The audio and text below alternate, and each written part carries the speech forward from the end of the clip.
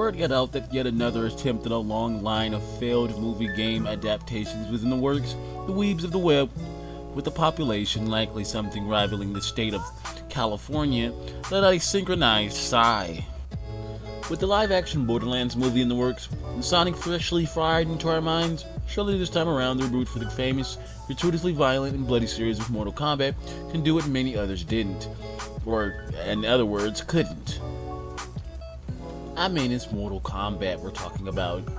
Blood, ass, and tits at its finest, and the stories and the characters span generations at this point. I'm sure somewhere out there is the poor lad making YouTube videos on the complexity of his themes or some shit by this point, but I'm not here to do any of that.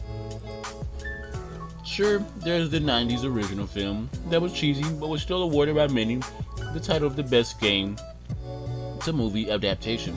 But the question stands, does this movie do what so many others couldn't? Mario Brothers, the original Mortal Kombat OG, Tomb Raider, I like that. Tron, Assassin's Creed, Rampage, Hitman 47, Doom, Resident Evil, Silent Hill, Double Dragon, Max Payne, Dead or Alive, Street Fighter, Tekken. And those are just the ones I'm not lazy enough to just look up on Google. If they all have something in common, it's their insistence on dividing its target audience down the middle in a desperate attempt to rake in as many warbucks as possible. Between those who have already played the games and know the source material, who just want some good old-fashioned fan service, and those everyday casual moviegoers who have busy lives and families to tend to, and can't play games because they have to tend to them like Sims or Tamagotchi pets that send you to jail if you forget them in the car or forget to feed them. The point is, an audience needs to be eased into a new franchise, or else it just becomes what inevitably became of every Terminator sequel after 2 and 3, a pacing disaster trying to push a bunch of shit into a short film in order to launch a bunch of more films based on the exact same premise of that said film. So is this that, and is it worth it if it is? I guess that's what I'm going to answer in this video.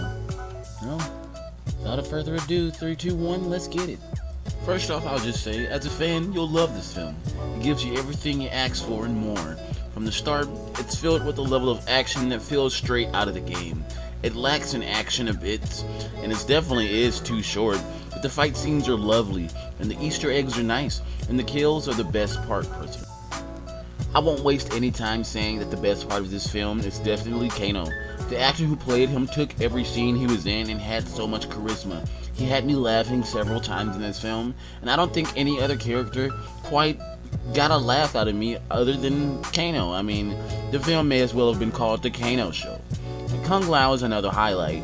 For how long he is in the film, his movies are spot on. I mean, if you see him do his teleportation move, or whatever the move was, it looks great.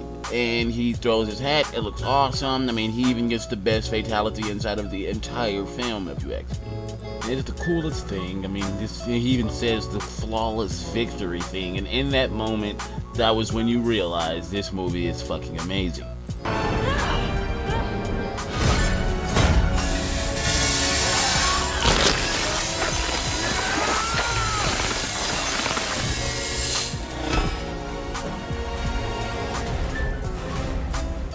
Flawless victory.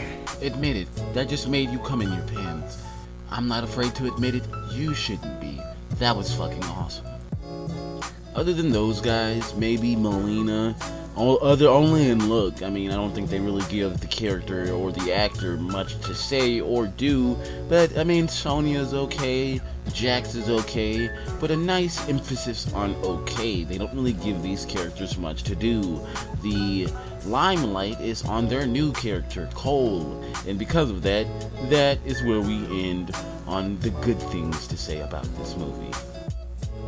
As a highly paid, highly respected, more clout than the man himself, Chris Stuckman, movie reviewer, I can say this movie, while still is worth its weight, if not but just for the fact that we can get a whole universe from this franchise, is very lacking in story, pacing, and for fuck's sake, who decided to get rid of Johnny Cage himself and sub him for a generic movie protagonist?